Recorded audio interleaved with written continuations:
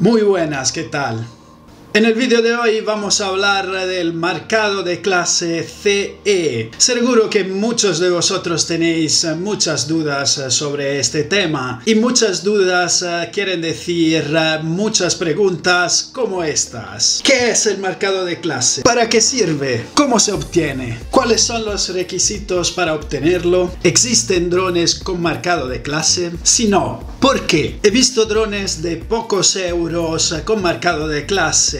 ¿Por qué el Mavic 3 de 2100 euros mínimo no lo tiene? ¿Habrá marcado retractivo? ¿Puedo volar un dron sin marcado de clase después de 2023? Y sobre todo, la pregunta más importante es, ¿merece la pena comprar un dron ahora o es mejor esperar a que tengan marcado? A todas estas preguntas voy a responder en este vídeo. Quédate aquí porque aprenderás mucho y saldrás sin ninguna duda. Vamos a empezar.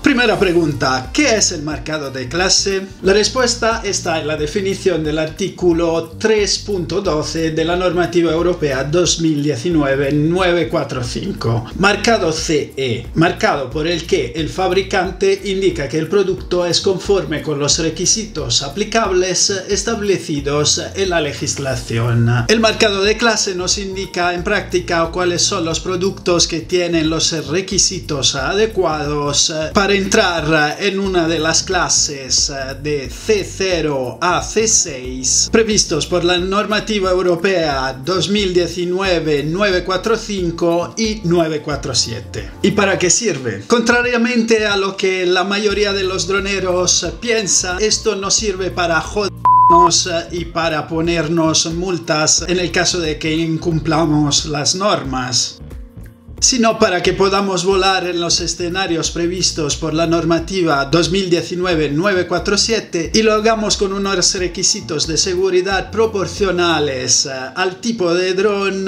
y al daño que puede causar. Recordamos que los drones no son juguetes, menos los que lo son según la ley, sino aeronaves, y en ámbito aeronáutico siempre prima la seguridad. Además, el marcado CE sirve para garantizar que los drones estén preparados para volar en los escenarios de U-Space previstos en la normativa 2021-664. En ellos, de aquí a 2035, cumpliendo con los requisitos de dron y de piloto, podremos volar incluso en espacio aéreo controlado, simplemente con un plan de vuelo hecho por el móvil. Más detalles en este vídeo. ¿Cómo se obtiene el marcado de clase? Los requisitos para el marcado de clase están recogidos en la ley 2019-945. Me habría gustado explicaros toda la normativa como hago siempre con la ley en la mano. Lo que pasa es que este vídeo se extendería mucho más allá de los 30 minutos y sería un coñazo. Por eso la normativa os la dejo abajo en la descripción del vídeo, subrayada, para que os pueda ayudar un poco. Os aconsejo de leerla porque es bastante interesante. Aquí vamos a hacer solo un pequeño resumen de todo el procedimiento para obtener el marcado. La Unión Europea promulga la normativa para la conformidad de los productos. Una comisión elabora unos estándares armonizados, es decir, iguales para toda Europa, con los requisitos para la producción de unos drones seguros y conformes con las leyes. Cada Estado de la Unión designa una autoridad notificante que establece los requisitos que tienen que cumplir los organismos notificados, que evalúa y controla. Los requisitos de las autoridades notificantes están descritos en los artículos 18 a 20. Los organismos notificados son empresas que, cumpliendo con los requisitos establecidos por los notificantes y en los artículos de 21 a 30, solicitan al organismo notificante ser incluidos con un número de identificación único en el listado de organismos notificados de la UE. La labor de estos organismos es de evaluar si los fabricantes y sus productos cumplen de manera manera continuada los requisitos de seguridad de la normativa y de los estándares armonizados y de notificar los resultados a la autoridad notificante. Los fabricantes solicitan una evaluación al organismo notificado, el cual examina la documentación técnica y de apoyo, la evaluación de los riesgos, los resultados de las pruebas y unas muestras del producto y verifica que cumplen con los requisitos y son conformes con la normativa. Luego expide o deniega un certificado de examen UE de tipo. Este procedimiento está descrito en la parte 8, módulo B del anexo. La evaluación de la conformidad puede seguir tres procedimientos distintos descritos en el artículo 13. El primero es el control interno de la producción, que está descrito en el detalle en la parte 7 del anexo, en el que el fabricante declara bajo su responsabilidad que el producto cumple los requisitos y tiene la documentación técnica y un proceso de fabricación y de control conformes. El segundo procedimiento es el examen UE y la conformidad de tipo basados en el control interno de la producción, descrito en la parte 8 del anexo, en el que el fabricante declara que el producto es conforme con el certificado de tipo descrito en el certificado UE. El tercer procedimiento es la conformidad basada en el aseguramiento de la calidad total, descrita en la parte 9 del anexo, en la cual el fabricante declara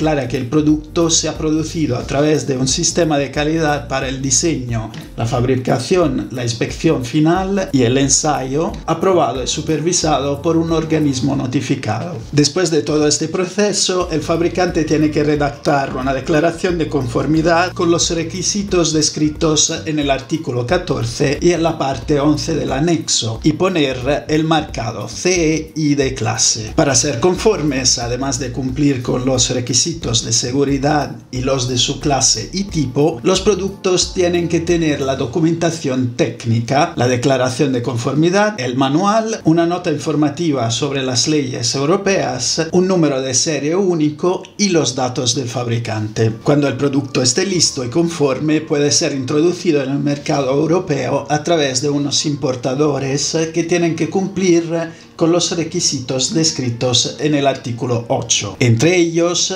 velar que el producto tenga los marcados y cumpla con la normativa y poner sus datos en el producto o en su caja. Por último, el producto se vende a través de un distribuidor que tiene las obligaciones descritas en el artículo 9, entre ellas velar que el producto tenga los marcados y cumpla con la normativa. Como vemos, este sistema debería ser más que suficiente para garantizar la seguridad y la calidad del producto, ya que todos y cada uno de los implicados es responsable de verificar que cumple con la normativa.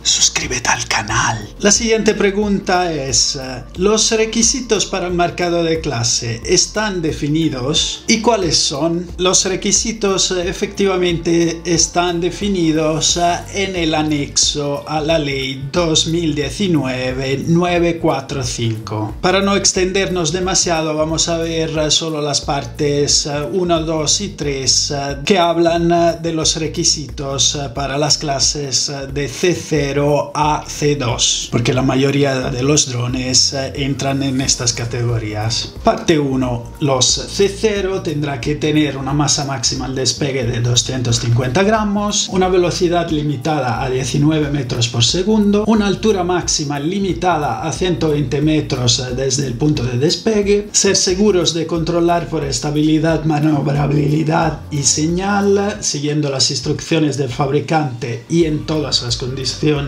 previsibles, estar diseñados para reducir al mínimo las lesiones por personas sin elementos cortantes y, en el caso de las hélices, limitando al máximo las lesiones posibles. Ser eléctricos y con una tensión menor de 24 voltios. Si tienen modo sígueme, este debe estar limitado a 50 metros del piloto y con sistema de recuperación del control. Deben tener manual de usuario con especificada la clase, la masa y la masa mínima al despegue, las cargas permitidas, el software necesario, una descripción del comportamiento en caso de pérdida de señal, las instrucciones de funcionamiento, las limitaciones de funcionamiento, por ejemplo las condiciones meteorológicas o el vuelo nocturno, y una descripción de los riesgos. Deben también incluir una nota informativa sobre limitaciones y obligaciones. Atención, porque el punto 10 dice que los puntos 4, 5 y 6 no se aplican a los juguetes. En la parte 2 podemos ver los requisitos para el marcado C1. Estos drones tienen masa máxima al despegue de 900 gramos o energía en caso de impacto con una cabeza humana de menos de 80 julios, velocidad máxima de 19 metros por segundo, altura máxima limitable a 120 metros e indicación de la altura por encima del punto de despegue o de la superficie. Tienen que ser seguros de controlar por estabilidad, maniobrabilidad y señal siguiendo las instrucciones del fabricante y en todas las condiciones previsibles, tener la resistencia mecánica exigida, vamos, que no se tienen que romper en condiciones de vuelo, tienen que estar diseñados para reducir al mínimo las lesiones a personas sin elementos cortantes o, en caso de las hélices, limitando al máximo las lesiones posibles. En caso de pérdida de enlace de datos, tener un sistema para recuperarlo o terminar el vuelo de forma segura, tener niveles de ruido limitados según los requisitos, tener indicación del nivel de ruido en la caja, ser eléctricos y con una tensión menor de 24 voltios, tener un número de serie físico según la normativa, tener sistema de identificación directa que envíe número de operador, número de serie, posición geográfica, altura, trayectoria, velocidad y posición del piloto y garantice que los datos no puedan ser modificados por el usuario.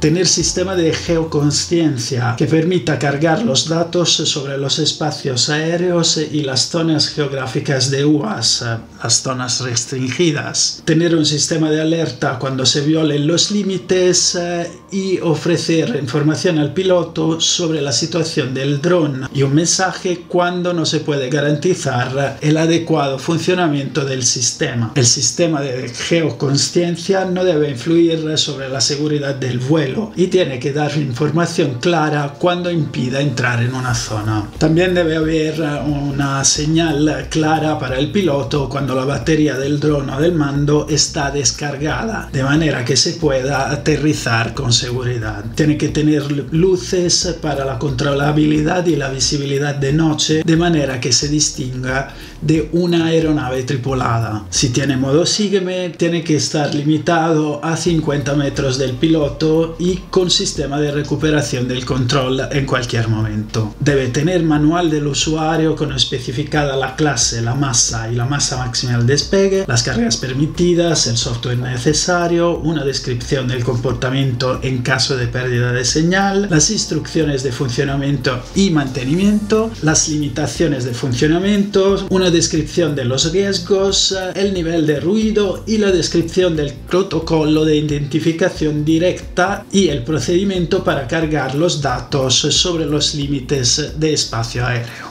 Este también debe incluir una nota informativa sobre limitaciones y obligaciones. La parte 3 indica las características de los drones con marcado C2. Masa inferior a 4 kilos. Altura máxima limitable a 120 metros e indicación de la altura por encima del punto de despegue o de la superficie. Ser seguros de controlar por estabilidad, maniobrabilidad y señal, siguiendo las instrucciones del fabricante y en todas las condiciones previsibles. Tener la resistencia mecánica exigida. Estar diseñado para reducir al mínimo las lesiones a personas sin elementos cortantes o, en el caso de las hélices, limitando evitando al máximo las lesiones posibles. En caso de pérdida de enlace de datos, tener un sistema para recuperarlo o terminar el vuelo de forma segura. Tener un sistema de protección del enlace de datos contra accesos no autorizados que no tomen el control del dron. Tener modo de baja velocidad que la limite a 3 metros al segundo. Tener niveles de ruido limitados según los requisitos. Tener indicación del nivel de ruido en la caja. Ser eléctrico y con una tensión menor de 48 voltios. Tener un número de serie físico según la normativa. Tener sistema de identificación directa que envíe número de operador, número de serie, posición geográfica, altura, trayectoria, velocidad y posición del piloto y garantice que los datos no puedan ser modificados por el usuario. Tener sistema de geoconsciencia que permita cargar los datos sobre los espacios aéreos y las zonas geográficas de UAS. Tener un sistema de alerta cuando viole los límites y ofrecer información al piloto sobre la situación del dron y un mensaje cuando no se puede garantizar el adecuado funcionamiento del sistema. El sistema de geoconsciencia no debe influir sobre la seguridad del vuelo y tiene que dar información clara cuando impida entrar en una zona. Tiene que dar señal al piloto cuando la batería del dron o del mando esté descargada de manera que se pueda aterrizar con seguridad. Debe tener luces para la controlabilidad y la visibilidad de noche de manera que se distinga de una aeronave tripulada. Debe tener un manual de usuario con especificada la clase, la masa y la masa máxima al despegue, las cargas permitidas, el software necesario, una descripción del comportamiento en caso de pérdida de señal, las instrucciones de funcionamiento y mantenimiento, las limitaciones de funcionamiento, las condiciones meteorológicas, el vuelo nocturno, etc., una descripción de los riesgos, el nivel de ruido y la descripción del protocolo de identificación directa y el procedimiento para cargar los datos sobre los límites de espacio aéreo. Por último, tiene que incluir una nota informativa sobre limitaciones y obligaciones. ¿Qué tal? ¿Te parece interesante este vídeo? Pues si no estás suscrito, suscríbete al canal y no te perderás ninguno de los siguientes. Y ahora las preguntas que más nos interesan. ¿Existen drones con marcado de clase en el mercado? Y si no existen, ¿por qué? ¿Y qué pasa con esos drones de pocos euros que tienen marcado de clase? ¿Y por qué el Mavic 3 no lo tiene? Tengo que confesar que al principio estaba indignado al ver que drones como el Flyhall FX1 o el Bugs 16 o el Maginón QC70SE que venden en el Aldi, por ejemplo, llevan marcado. Pero luego he leído algunos comentarios y me he puesto a investigar.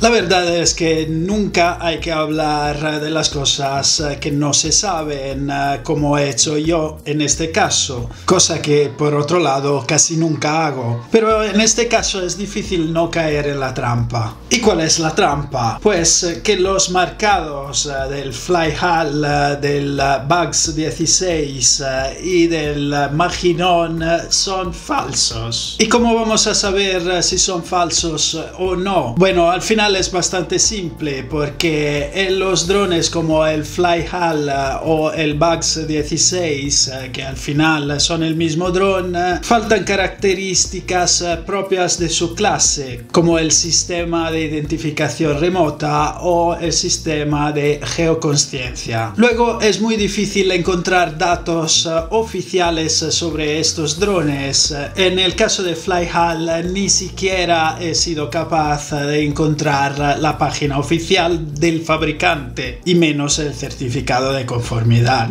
Por otro lado, Maginón sí que tiene página y se encuentra el certificado de conformidad, pero no especifica la clase ni que es conforme con el nuevo reglamento. Se recuerda que está totalmente prohibido falsificar los marcados. Entonces estos drones son completamente ilegales. Otra pregunta que nos hacemos todos es que si los requisitos están allí, ¿por qué todavía no hay marcado de clase? ¿Y cuánto tardará? Parece que faltan los estándares armonizados europeos que tendrán que estar listos antes del 30 de junio de 2022. Estos deberán definir las características generales de los productos, del sistema de geoconsciencia, del sistema de identificación remota, de las luces,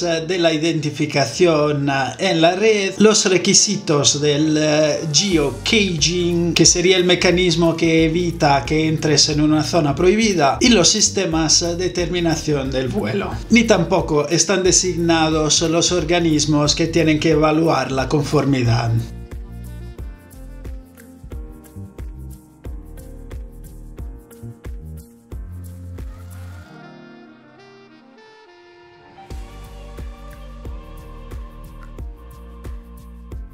A partir de 2023, los nuevos productos que salgan sin marcado no podrán ser comercializados en Europa. ¿Y qué pasa con los drones anteriores a esta nueva normativa? ¿Podremos volarlos aunque no lleven marcado? Pues la respuesta es sí, podremos volarlos, pero en categoría abierta solo en A3, a no ser que se trate de drones de menos de 250 gramos que seguirán como ahora. Y con todo esto, la pregunta del millón: ¿merece esperar el marcado de clase o no? La respuesta a esta pregunta está en otras preguntas. La primera es: ¿necesitas un dron urgentemente o no? Y la segunda es: ¿tienes otro dron y este te vale para lo que necesitas o no? Si necesitas un dron ahora mismo y sabes lo que necesitas, cómprate el dron que necesites. Ni te lo pienses. Si no sabes qué dron comprar y lo necesitas, cómprate uno por debajo de 250 gramos y no tendrás problemas, ni ahora ni en el futuro. Si ya tienes un dron con las características que necesitas, espera al marcado de clase para cambiarlo. Y las últimas preguntas: ¿habrá marcado retroactivo? ¿Qué dice AESA? ¿Y qué dice DJI? Pues AESA dice que sí, que habrá la posibilidad de marcar los drones retroactivamente. Lo que pasa es que será el fabricante que decidirá cuáles drones marcar y cuáles no, y las modificaciones necesarias para obtener el marcado, que podrán ser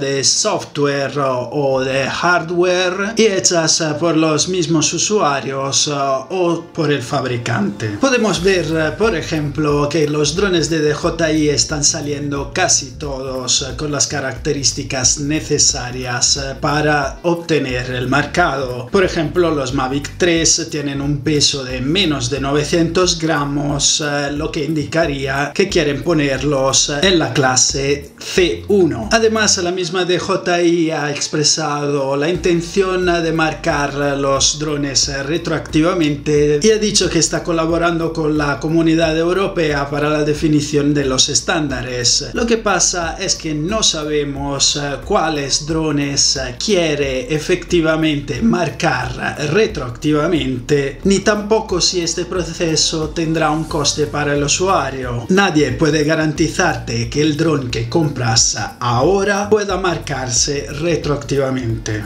Lo que te puede decir DJI es que lo siente por la incertidumbre.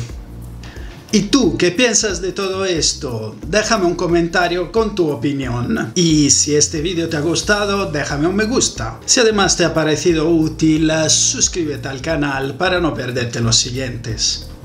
Arrivederci.